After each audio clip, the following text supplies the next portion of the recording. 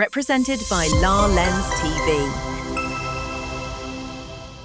తెలంగాణ ప్రభుత్వం మరో కీలక నిర్ణయం తీసుకుంది. ఇకపై ఒక కుటుంబానికి సంబంధించినటువంటి సభ్యుల వివరాలు అన్ని ఒకే డిజిటల్ రికార్డులో అందుబాటులోకి రానున్నాయి. తెలంగాణ ఫ్యామిలీ రిజిస్టర్ పేరుతో ప్రభుత్వం కొత్త ఎలక్ట్రానిక్ కుటుంబ రిజిస్టర్ ను ఏర్పాటు చేయబోతుంది. ప్రభుత్వ సేవల కోసం పదే కుటుంబ సభ్యులు వారి యొక్క వివరాలను సమర్పించాల్సినటువంటి అవసరాన్ని తగ్గించడం, కుటుంబ వివరాల ధృవీకరణను సులభతరం చేయడం ఈ యొక్క విధానం ప్రధానమైనటువంటి లక్ష్యం. అయితే ఫ్యామిలీ రిజిస్టర్ అంటే ఏమిటో చూద్దాం. ఒక కుటుంబంలోని అభ్యర్థులందరి వివరాలను ఒకే డిజిటల్ రికార్డులలో నమోదు చేసే వ్యవస్థ. కుటుంబ రేషన్ కార్డు నంబరే ఫ్యామిలీ రిజిస్టర్ ఐడిగా పరిగణిస్తారు. కుటుంబ సభ్యుల యొక్క వివరాలను ప్రభుత్వం ఎలక్ట్రానిక్ రూపంలో భద్రపరుస్తుంది. అయితే ఈ ఫ్యామిలీ రిజిస్టర్ లో ఉండేటువంటి వివరాలు ఏమిటంటే కుటుంబ రేషన్ కార్డు నెంబర్ ఉంటుంది, కుటుంబం యొక్క పెద్ద పేరు ఉంటుంది, కుటుంబం సభ్యుల యొక్క పేర్లు ఉంటాయి, కుటుంబ పెద్దలతో సంబంధం ఉన్నటువంటి వారి పేర్లు ఉంటాయి, వారి యొక్క వయసు, జననం యొక్క తేదీ, వారు మేలా ఫీమేలా వంటి వివరాలు ఉంటాయి, ఆధార్ నెంబర్ ఉంటుంది, పూర్తి చిరునామా, గ్రామం, వార్డు, మండలం, జిల్లా,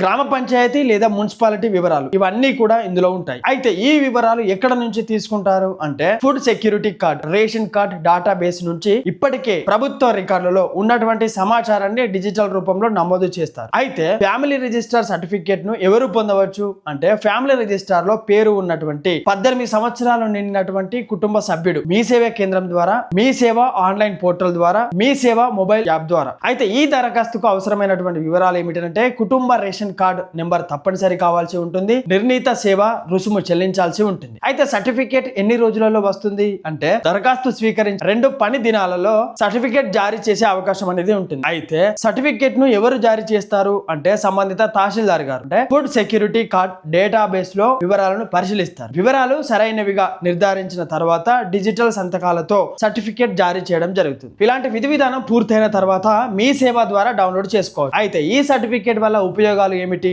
అంటే ప్రభుత్వ సేవల కోసం కుటుంబ వివరాల యొక్క ధృవీకరణ సులభంగా కావడం కోసం, దాంతో పాటుగా వివిధ శాఖలలో ఒకే రికార్డుల ద్వారా కుటుంబ వివరాలను సమర్పించే అవకాశం అనేది ఉంటుంది. సమయం మరియు పరిపాలనకు సంబంధించినటువంటి ఇబ్బందులు తగ్గే అవకాశం ఉంటుంది. డిజిటల్ గవర్నెన్స్ కి మరింత బలోపేతం చేకూరేందుకు ఈ యొక్క ప్రయత్నం చేస్తుంది తెలంగాణ రాష్ట్ర ప్రభుత్వం. అయితే ఈ విషయం పైన ప్రజలు తప్పనిసరిగా తెలుసుకోవాల్సినటువంటి విషయం ఏమిటంటే చాలా మంది ఈ యొక్క సర్టిఫికేట్ ను వారసత్వ హక్కు లేదా ఆస్తి హక్కును నిర్ధారించే పత్రంగా భావించే అవకాశం ఉంది. కానీ ప్రభుత్వం స్పష్టంగా చెప్పింది. ప్రభుత్వం చెప్పినటువంటి విషయం ఏమిటంటే ఇది ఆస్తి హక్కుకు నిర్ధారించదు, ఇది వారసత్వ హక్కును నిర్ధారించదు, ఇది ప్రభుత్వ సంక్షేమ పథకాలపై హక్కును కల్పించదు, ఇది కేవలం కుటుంబ సభ్యుల యొక్క అధికారిక డిజిటల్ రికార్డు మాత్రమే అని తెలియజేసింది తెలంగాణ ప్రభుత్వం. ఈ విషయం పైన ప్రజలకు సూచన ఏమిటంటే మీ రేషన్ కార్డు కుటుంబ సభ్యుల యొక్క వివరాలు సరిగ్గా ఉన్నాయో లేదో ఒకసారి పరిశీలించుకోవాలి. ఆధార్ మరియు రేషన్ కార్డులకు సంబంధించినటువంటి వివరాలు సరిపోతున్నాయో లేదో చూసుకోవడం మంచిది. కుటుంబ సభ్యుల యొక్క పేర్లు, జనన తేదీలు, చిరునామా వంటి వివరాలు సరిగ్గా ఉన్నాయో లేదో,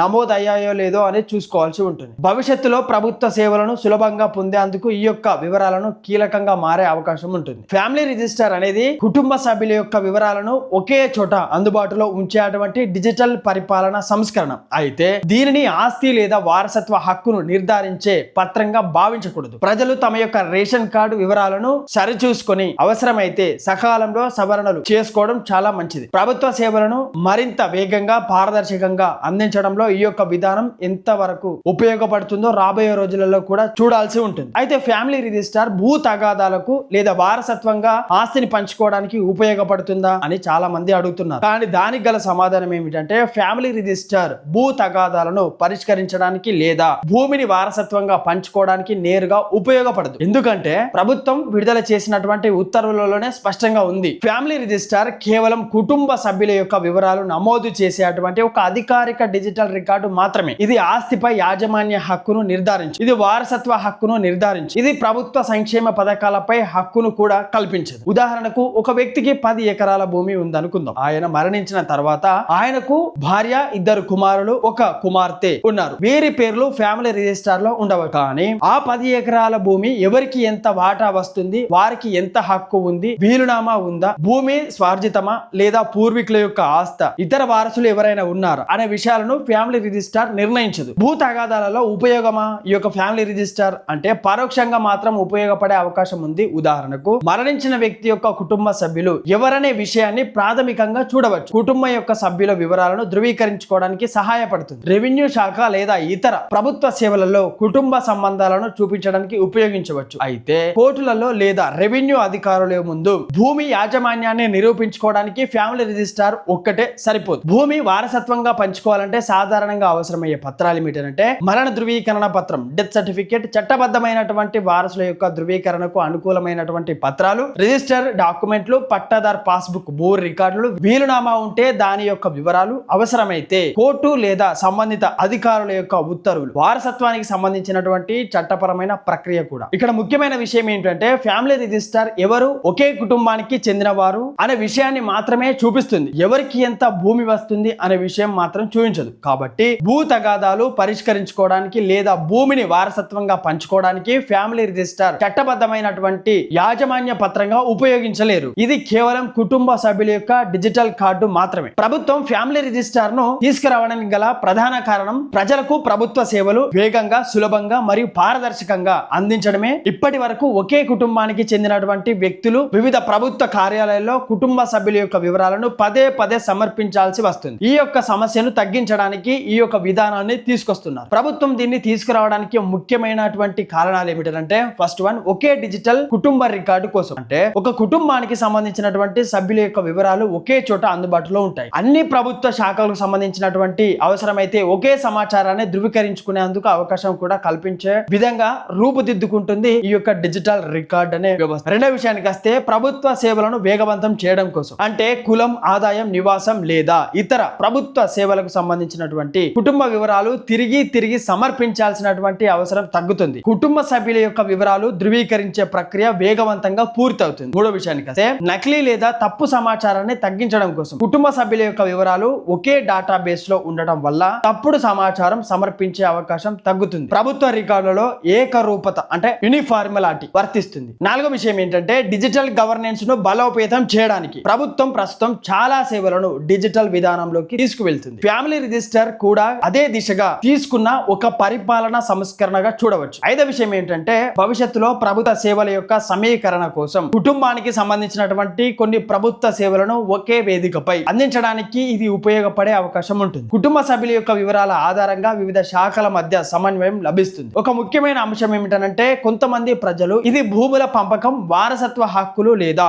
ఆస్తి వివాదాల కోసం తీసుకొచ్చారా అనే అనుమానం వ్యక్తం చేస్తున్నారు. ప్రస్తుతం ప్రభుత్వం విడుదల చేసినటువంటి ఉత్తర్వుల ప్రకారం చూస్తే అలాంటి ఉద్దేశం లేదు. ఇక్కడ మరో ముఖ్యమైనటువంటి విషయం ఏంటంటే ప్రభుత్వం మీ ఆస్తులను లెక్కించడానికి కాదు, మీ కుటుంబ సభ్యుల యొక్క వివరాలను ఒకే డిజిటల్ రికార్డులో ఉంచి ప్రభుత్వ సేవలను వేగవంతంగా అందించడం కోసం ఫ్యామిలీ రిజిస్టర్ తీసుకొస్తుంది. కాబట్టి దీనిని భూములకు పంపకాలకు సంబంధించి లేదా వారసత్వ హక్కులకు సంబంధించి ముడిపెట్టి అపోహలు సృష్టించాల్సినటువంటి అవసరం లేదు. ప్రస్తుత సమాచారం ప్రకారం ఫ్యామిలీ రిజిస్ట్రేషన్ యొక్క ప్రధాన ఉద్దేశం సులభమైన పరిపాలన, ఈజ్ ఆఫ్ గవర్నెన్స్ మరియు వేగవంతమైనటువంటి ప్రజాసేవ, ఈజ్ ఆఫ్ సర్వీస్ డెలివరీ మాత్రమే. మొత్తంగా మనం ఈ వీడియో చివరిలో తెలుసుకోవాల్సినటువంటి విషయం ఏంటంటే తెలంగాణ ప్రభుత్వం తీసుకొస్తున్నటువంటి ఫ్యామిలీ రిజిస్టర్ అనేది కుటుంబ సభ్యుల యొక్క వివరాలకు ఒకే ఫ్యామిలీ రికార్డులో నమోదు చేసే ప్రభుత్వ సేవలను మరింత వేగవంతం, సులభంగా మరియు పారదర్శకంగా ప్రజలకు అందించేందుకు రూపొందించబడినటువంటి ఒక పరిపాలన సంస్కరణ. ఇది కుటుంబ సభ్యుల యొక్క ధృవీకరణకు ఉపయోగపడే అధికారిక